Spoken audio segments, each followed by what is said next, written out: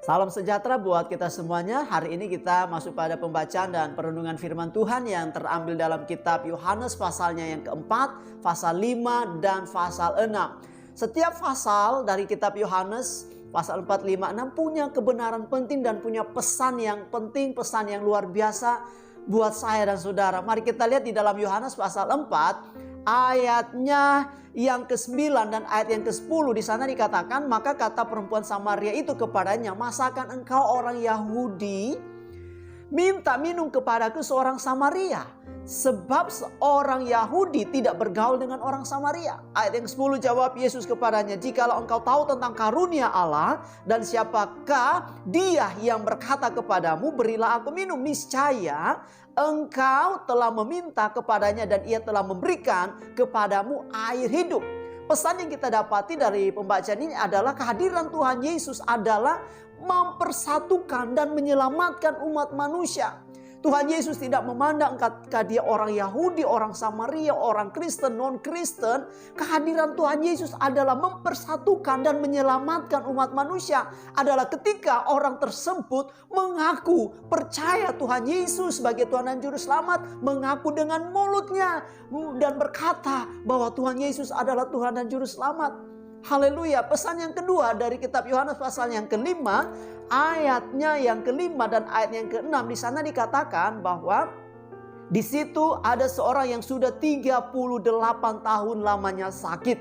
Ketika Yesus melihat orang itu berbaring di situ dan karena ia tahu bahwa ia telah lama dalam keadaan seperti itu, berkatalah Yesus kepadanya, maukah engkau sembuh? Nah saudaraku diberkati Tuhan, pesan yang kedua yang Tuhan Yesus sampaikan buat kita semuanya adalah bahwa kehadiran Tuhan Yesus adalah untuk menyembuhkan kita, untuk membalut dan menyembuhkan luka-luka kita.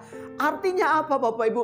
Dia bukan hanya menyembuhkan kita dari segala sakit penyakit, dari segala penderitaan. Bahkan ia merelakan dirinya berkorban untuk saya dan saudara. Kita yang harusnya kena hukuman karena dosa dan segala perbuatan kejahatan. Dikatakan Alkitab, Yesus sudah menanggung semuanya itu. Yesus menanggung dan Yesus memutuskan, menghapuskan baik itu kutuk sakit penyakit, baik itu kutuk kemiskinan, baik itu kutuk penderitaan dan sebagainya. Kehadiran Tuhan Yesus adalah menyelamatkan umat manusia dari segala keterikatan, entahkah itu dosa, entahkah itu sakit penyakit.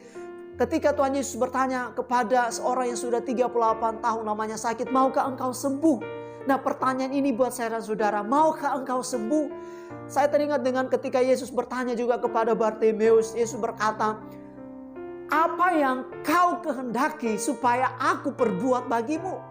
Saudaraku diberkati Tuhan, ketika Tuhan Yesus bertanya seperti itu, apa yang akan kita jawab? Kita jawab, Tuhan pulihkan saya, Tuhan ampuni saya, Tuhan saya mau melayani engkau, saya mau berkorban untuk pelayanan, untuk pekerjaan Tuhan. Ini pesan yang kedua yang Tuhan sampaikan buat kita semuanya.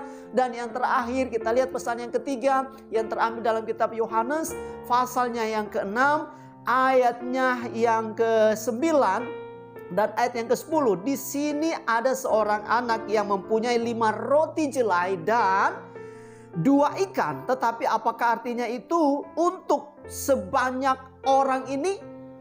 Ayat yang ke-10 kata Yesus, suruhlah orang-orang itu duduk. Adapun di tempat itu banyak rumput, maka duduklah orang-orang itu. Kira-kira 5.000 laki-laki banyaknya.